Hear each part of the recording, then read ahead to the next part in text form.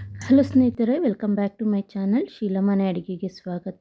ನಾನು ಶೀಲಾ. ಎಲ್ಲರೂ ಹೇಗಿದ್ದೀರಾ? ಎಲ್ಲರೂ ಚೆನ್ನಾಗಿದ್ದೀರಾ ಅಂತ ಅಂದ್ಕೊತೀನಿ. ನಾನು ಕೂಡ ತುಂಬಾ ಚೆನ್ನಾಗಿದ್ದೀನಿ.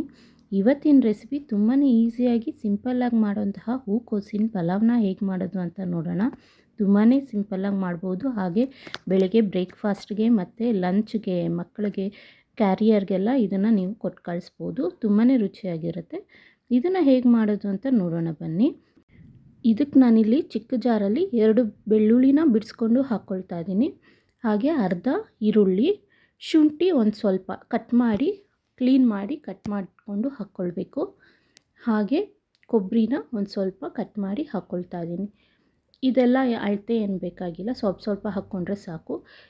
ಇದಕ್ಕೆ 6ರಿಂದ 7 ಹಸಿಮೆಣಸಿನ್ಕಾಯಿನ ಹಾಕ್ಕೊಳ್ತಾ ಇದ್ದೀನಿ. ಹಾಗೆ ಪುದೀನ ಒಂದು ಸ್ವಲ್ಪ, ಕೊತ್ತಂಬರಿ ಸೊಪ್ಪು ಒಂದು ಸ್ವಲ್ಪ, ಇಷ್ಟನ್ನು ನೀರು ಹಾಕಿ ಚೆನ್ನಾಗಿ ರುಬ್ಕೊಬೇಕು ಪೇಸ್ಟ್ ಥರ. ಈಗ ನೋಡಿ ಇದು ರುಬ್ಬಾಗಿದೆ. ಇದನ್ನು ನಾನು ಸೈಡ್ಗೆ ಎತ್ತಿಟ್ಕೊಳ್ತೀನಿ. ಈ ರೀತಿ ರುಬ್ಕೊಬೇಕು ನುಣ್ಣಕ್ಕೆ. ಈಗ ಒಂದು ಕುಕ್ಕರ್ಗೆ ಎಣ್ಣೆ ಹಾಕ್ಕೊಳ್ಳೋಣ.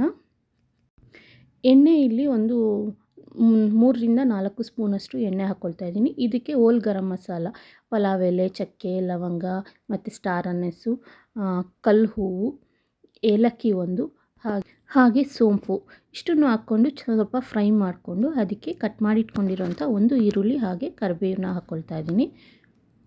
ಎಲ್ಲನೂ ಹಾಕಿ ಒಂದು ಸ್ವಲ್ಪ ಹೊತ್ತು ಫ್ರೈ ಮಾಡ್ಕೊಳ್ಬೇಕು. ಈರುಳ್ಳಿ ಎಲ್ಲ ಒಂದು ಸ್ವಲ್ಪ ಫ್ರೈ ಆಗೋವರೆಗೂ ಬಾಡಿಸ್ಕೊಳ್ತಾ ಇರಬೇಕು.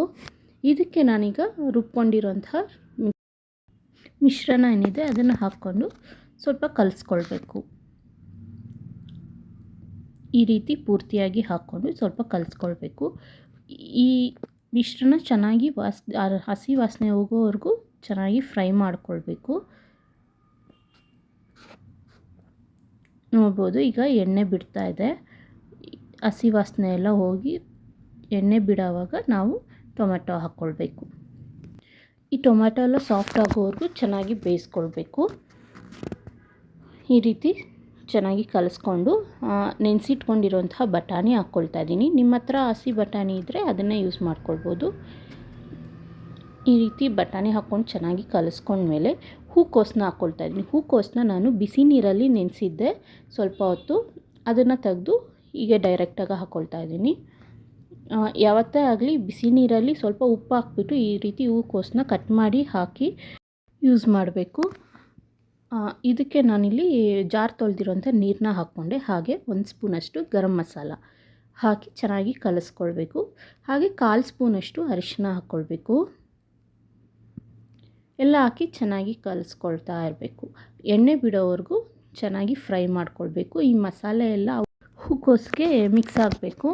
ಸೊ ಇದಾದಮೇಲೆ ಅಕ್ಕಿನ ನಾನು 1.5 ಗ್ಲಾಸಷ್ಟು ಅಕ್ಕಿನ ನೆನೆಸಿಟ್ಕೊಂಡಿದ್ದೆ, ಅಂದರೆ ತೊಳೆದು ನೆನೆಸಿಟ್ಟಿದ್ದೆ ಒಂದು 10 ನಿಮಿಷ ಮುಂಚೆ. ಅದನ್ನು ಹಾಕ್ಕೊಂಡು ಚೆನ್ನಾಗಿ ಕಲಿಸ್ಕೊಳ್ತಾ ಇದ್ದೀನಿ. ಎಲ್ಲ ಒಂದು ನಿಮಿಷ ಅಷ್ಟು ಫ್ರೈ ಆದಮೇಲೆ ಅಕ್ಕಿ, ಅದಕ್ಕೆ 3 ಗ್ಲಾಸಷ್ಟು ನೀರು ಹಾಕ್ಕೊಳ್ತಾ ಇದ್ದೀನಿ. ಇದು ಆಲ್ರೆಡಿ ಡ್ರೈ ಆಗೇ ಇತ್ತು ಆ ಗ್ರೇವಿ ಏನಿದೆ ಅದು. ಅದರಿಂದ ನಾನು ಕರೆಕ್ಟಾಗಿ ಮೆಷರ್ಮೆಂಟು 1.5 ಗ್ಲಾಸ್ಗೆ 3 ಗ್ಲಾಸಷ್ಟು ನೀರು ಹಾಕ್ಕೊಳ್ತಾ ಇದ್ದೀನಿ.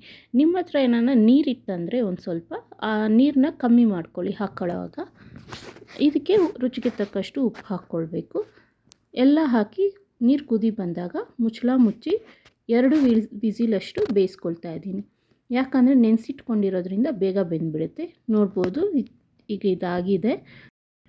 2 ವಿಸಿಲ್ಗೆಲ್ಲ ತುಂಬಾ ಸಾಫ್ಟಾಗಿ ಬೆಂದ್ಬಿಡುತ್ತೆ ಅಕ್ಕಿ. ನೋಡಿದ್ರಲ್ಲ ಈಸಿಯಾಗಿ ಹಾಗೆ ಸಿಂಪಲ್ಲಾಗಿ ಹೇಗೆ ಮಾಡ್ಬೋದು ಅಂತ. ಈ ಹೂಕೋಸಿನ ಪಲಾವ್ ನೀವು ಮನೇಲಿ ಟ್ರೈ ಮಾಡಿ ಹೇಗೆ ಬಂತು ಅಂತ ಕಮೆಂಟಲ್ಲಿ ತಿಳಿಸಿ. ಈ ರೆಸಿಪಿ ನಿಮ್ಗೆ ಇಷ್ಟ ಆದರೆ ಒಂದು ಲೈಕ್ ಮಾಡಿ. ಹಾಗೆ ಯಾರೆಲ್ಲ ನನ್ನ ಚಾನಲ್ನ ಸಬ್ಸ್ಕ್ರೈಬ್ ಮಾಡ್ದಿರೋ ನೋಡ್ತಿದ್ದೀರೋ ಪ್ಲೀಸ್ ಸಬ್ಸ್ಕ್ರೈಬ್ ಮಾಡಿ. ಸಬ್ಸ್ಕ್ರೈಬ್ ಮಾಡ್ಕೊಂಡಿರೋರು ಹೀಗೆ ನನ್ನ ಸಪೋರ್ಟ್ ಮಾಡಿ. Thanks for watching.